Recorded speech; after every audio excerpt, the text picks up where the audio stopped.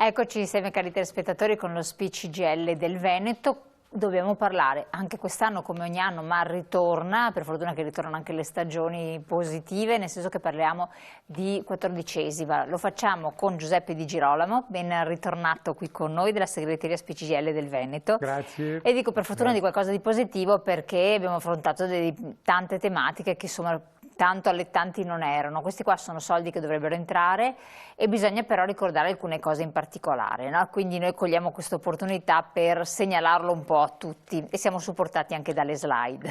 Certo.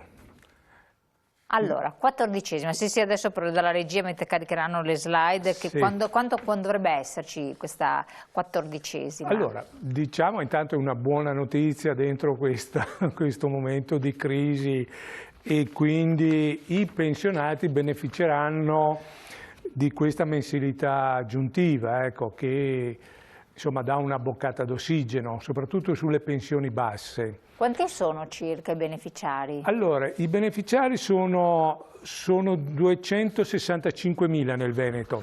Nel complesso sono circa 5 milioni in Italia, però ecco, nel Veneto noi abbiamo calcolato, dati INPS in mano, che dovrebbero essere all'incirca 265.000 pensionati.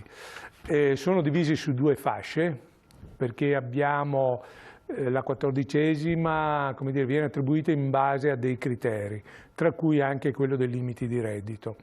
Per cui abbiamo circa 165.000 pensionati che percepiranno una certa quota e gli altri restanti 100.000 un'altra quota. Ecco, quindi questo è un po' un dato che poi magari vedremo. Molte donne, tra l'altro, la maggior parte sono donne, se non erro. La maggior parte sono donne perché, come dire, rispecchiano un po' il dato delle pensioni più basse, perché sì, come dire, vanno in pensione con meno anni di contributo, con una contribuzione più bassa, e quindi questo poi comporta tutto di conseguenza, ecco. Allora, la 14ª ai tempi del coronavirus, questa avete messa come titolo Esatto. Provocatorio, Certo.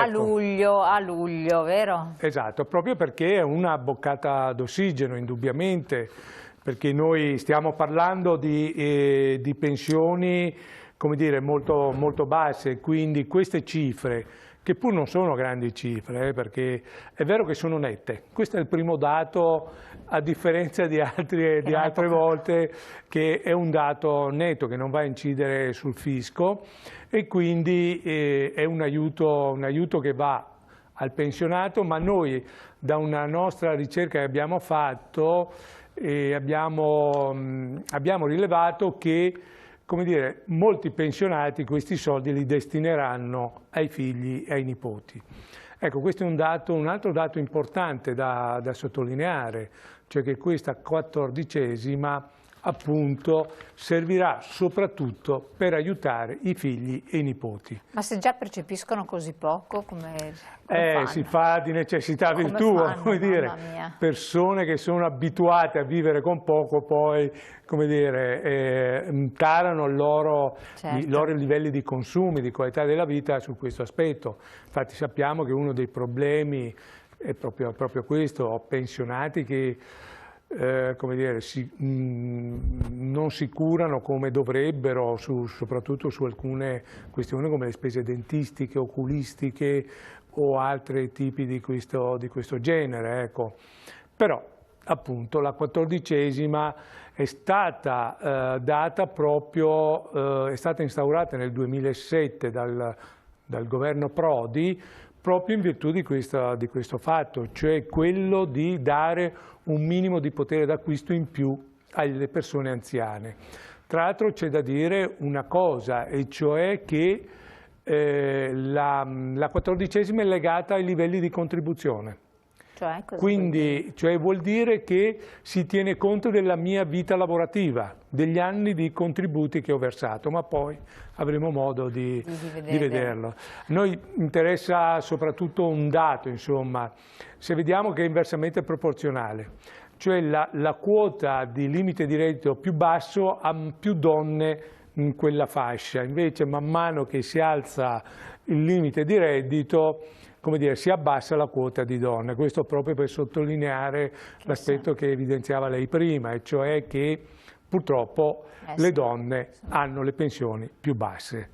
Qui stiamo parlando da 336 euro a 655, sì, a seconda degli anni di contributo e del reddito. Esatto, proprio questo.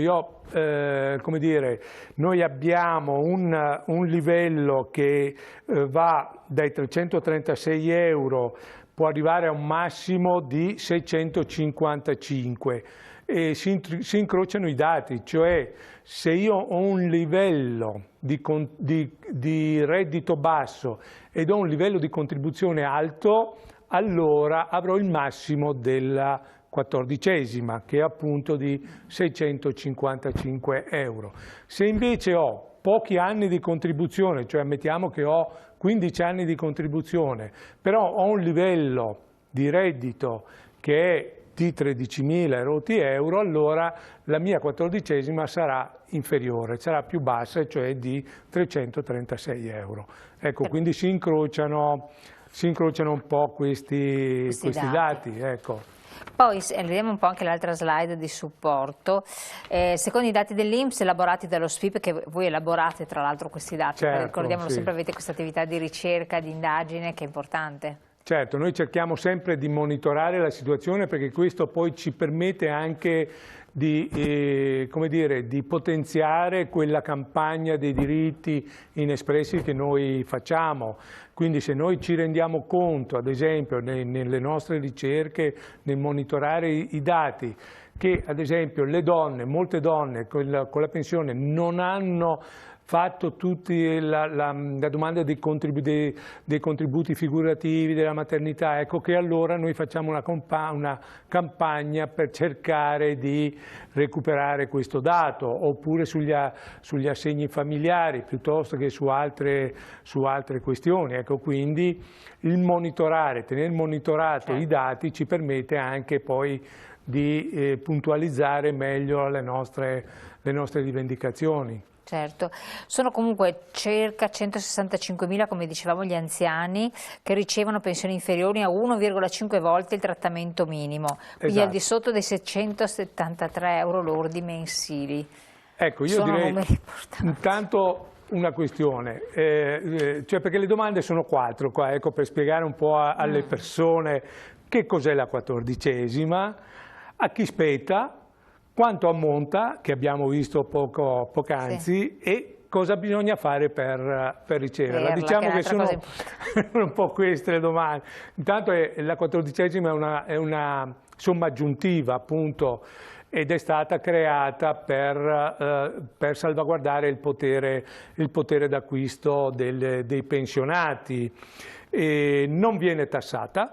Intanto viene pagata il mese di luglio, quindi adesso. Il 1° luglio, mercoledì. Il 1° luglio perché noi siamo nella terza fase, quindi siamo usciti, diciamo, dalla fase emergenziale, per cui chi percepisce la pensione alle poste non avrà come i mesi scorsi lo scaglionamento e quindi un anticipo. Ad oggi, per quello che ci risulta, il pagamento anche alle poste dovrebbe avvenire al mercoledì 1° luglio e quindi non c'è un anticipo, quindi la 14ª sarà messo in pagamento col primo luglio.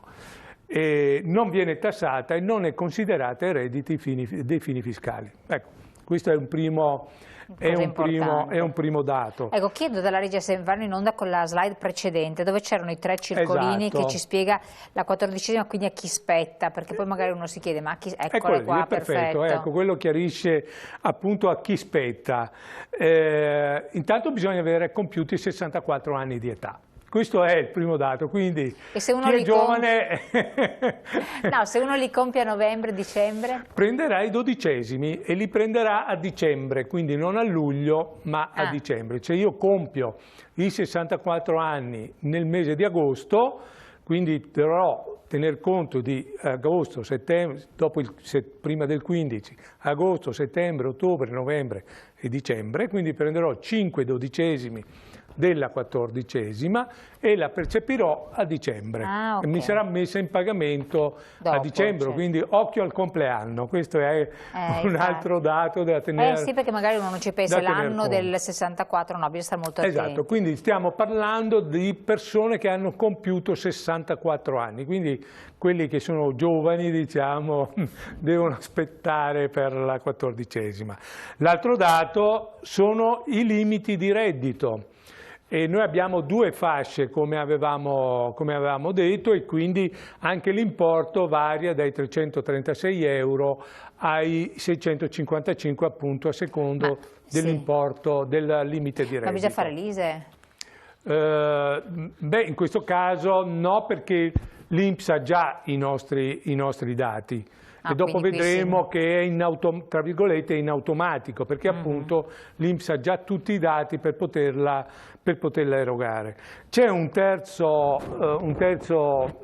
vincolo, che è quello dei contributi, cioè un criterio, non un vincolo, che sono i 15 anni. Ci sono queste tre fasce che danno appunto, che definiscono la quota che mi spetta, e che quindi varia dai 15 anni. Se io ho meno, fino ai 15 anni di contributi ho diritto ad una quota, tra i 15 e i 25 anni ho diritto ad un'altra quota, e oltre i 25 anni mi viene retribuita un'altra quota.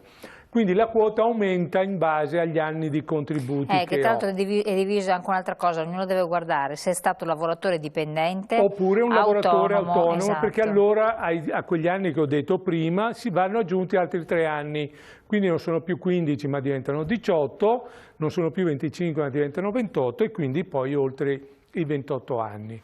Quindi questi sono come dire gli anni di contribuzioni, l'importo della 14ª e i limiti di reddito. Quindi mettendo insieme questi 3 dati io so quanto sarà la mia 14ª. In questa slide possiamo vedere appunto redditi fino a 10.000. Esatto. Esatto.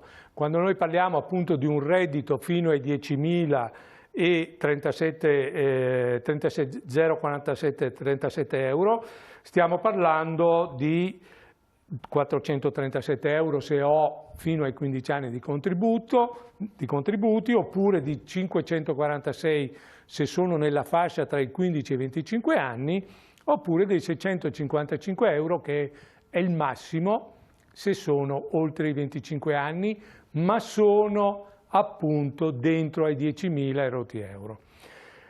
Cambia la cifra se il mio reddito aumenta fino ai 13.391 euro, e quindi saranno la prima fascia 336, la seconda 420 e la terza 504. Ecco, quindi questa è...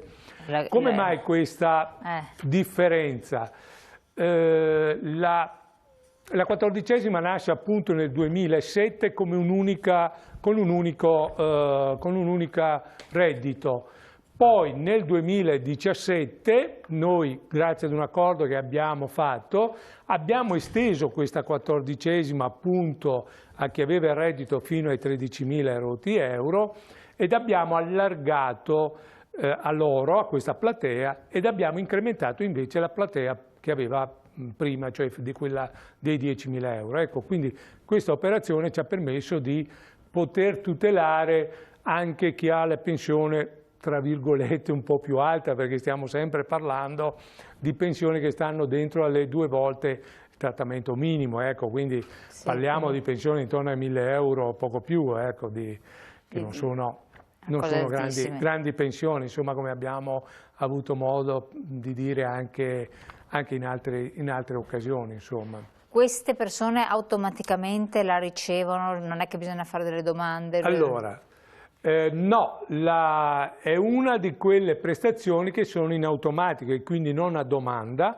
ma l'INPS ha a disposizione tutti gli elementi per metterla in pagamento. Purtroppo negli anni, per la nostra esperienza, abbiamo visto che non è così, o meglio, non è sempre così, ecco, è giusto dire le cose come stanno. abbiamo riscontrato parecchie persone che pur avendo i requisiti per ricevere la prestazione non viene erogata. Quindi noi consigliamo a tutte le persone di controllare che tra luglio e agosto... Vediamo l'ultima slide a questo riguardo, esatto, così si vede anche il sito. Sì. Che tra luglio e agosto controllino che appunto se sono nelle condizioni che abbiamo detto, cioè l'età anagrafica, i limiti di reddito e gli anni di contributi, se rientrano dentro queste fasce, che controllino che abbiano ricevuto la 14ª.